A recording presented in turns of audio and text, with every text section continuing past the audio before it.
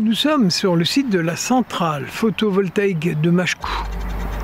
C'est un endroit, je dirais, très surprenant. On se pose beaucoup de questions sur ce site. Comment ça fonctionne? Quel est l'impact sur l'environnement? Je vous invite à venir avec nous pour le découvrir.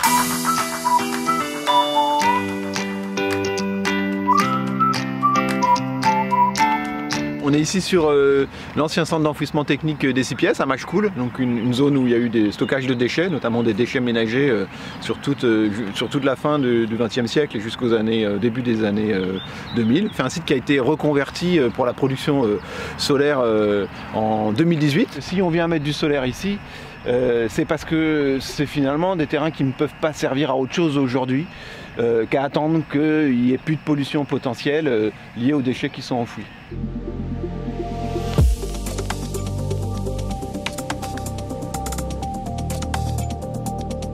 Le grand principe, c'est réduire, éviter, compenser. Donc ici, par exemple, il y a 2 zones qui ont été préservées pour le lézard vert. Et après, ce n'est qu'une occupation temporaire.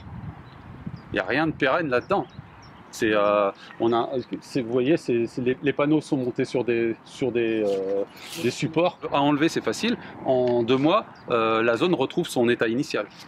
Donc l'impact, il est temporaire s'il y en a un.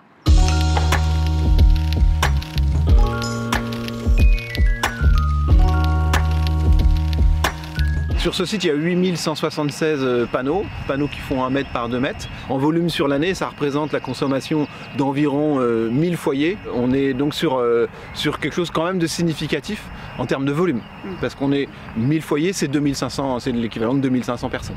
Depuis 1 an, l'électricité a réellement augmenté. Et là, l'électricité qui est produite ici, elle est moins chère en termes de coût que l'électricité qui est sur les marchés. Donc dans tous les cas, ça vaut le coup et sur le long terme, ça ne peut que valoir le coup.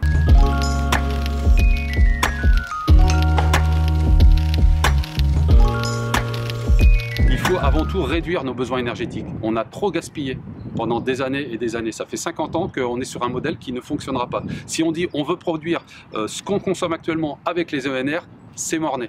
Donc déjà, si on réduit nos besoins et dans la sobriété sans nous revenir à l'état à l'ère de la bougie comme on veut bien nous vendre, non, je pense qu'on gagnera en qualité de vie parce que on aura une meilleure conscience et utilisation de l'énergie.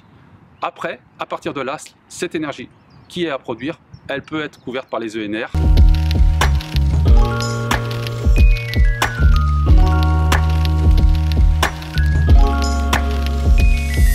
On a visité le site, on a appris beaucoup de choses sur la production, sur l'environnement. Et toi, Francis, t'en penses quoi? Est-ce qu'il ne faudrait pas que l'on consomme moins d'électricité pour gaspiller moins d'énergie?